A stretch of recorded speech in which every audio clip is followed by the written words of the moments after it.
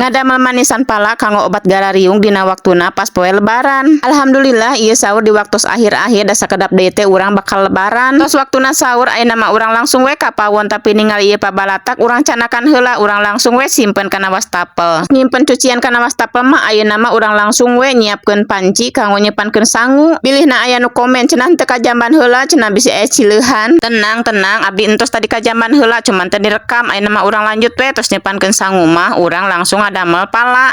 Salah manisan pala. Caritana mah abdi gaduh pala sakedik bade hoyong didamel manisan. Da geuningan ari lebaran teh urang sok garariung ngak mam itu kitu ngak mam ieu kieu rasaan teh asa pararujeng kitu. Okoh mameun teh seueur tapi kumaha nya rasana teh asa kitu we lah. Matakan abdi masuk ngadamel ieu manisan pala unggal taun oge. Ieu teh kanggo penyegah da enak geuningan rasana teh manis haseum jiga nama giung kitu seueur teh ngak maman kupat sareng opor.